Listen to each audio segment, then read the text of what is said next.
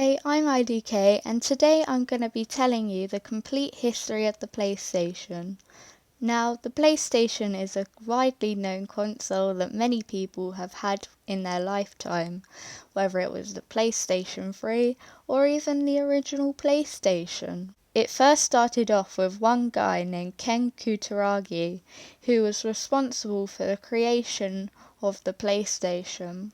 Ken was first interested in video games in 1988 after seeing his daughter enjoy playing games on a Nintendo console. He decided to contact Nintendo to create a CD-ROM drive for their upcoming Super Nintendo system. In 1990, after Nintendo agreed, Ken brought up a search and development team from inside Sony to start working on it. A year later at CES, Sony was to show off their first Nintendo-compatible Super Disc, which was named the PlayStation. It was not only compatible with Nintendo CDs, it was also compatible with video and audio CDs as well. But then the very next day, a huge surprise came to Sony.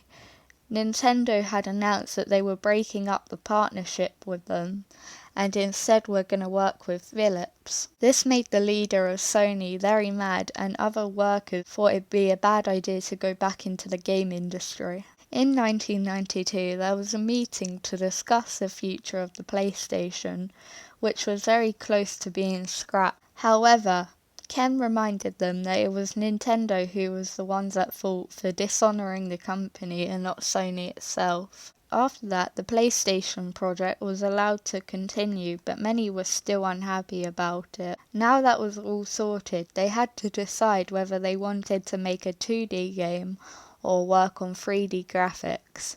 While they were discussing this, a game by Sega called Virtua Fighter was released, and it was becoming a hit game in many places. This was when Sony knew that they had to make a 3D game. In 1993, the Sony Computer Entertainment was formed. The next year, Sony showed off some technical demos, which would open the gates for many keen developers. So you may be wondering what caused all of this interest.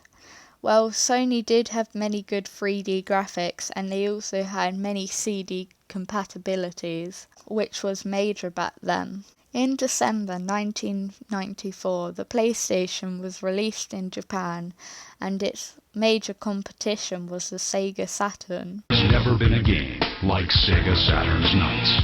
Never been a game that's allowed you to fly, fluid and free, in real-time 3D. Never, not anywhere. But especially not on that other system. Simply because, with only one processor, it doesn't have the power to do it. Fly, plaything, fly. You're not ready. The sales for both were very strong, but despite this, the Sega Saturn proved to be a complete fail. This was due to the PlayStation being a lot cheaper and being able to make more games on because of a simpler code. In 1995, the PlayStation was released in more places and the popularity of it soared. The PlayStation was the first console to ever reach 100 million sales, and then the PlayStation 2 would be the next best-selling console to sell over 155 million units. As time went on, the PlayStation 3 and 4 were both becoming great hits, pushing Sony way up into the best living room entertainment systems. And then the PS5 being released and becoming a great hit as well, selling over 4.2 million units at this time and selling out instantly. Maybe the breakup with Nintendo wasn't such a bad thing for Sony after all. Now, that's all I have to say for this video. Join me next week for the complete history of the Xbox. Don't forget to like and subscribe, and I'll see you next time. Bye!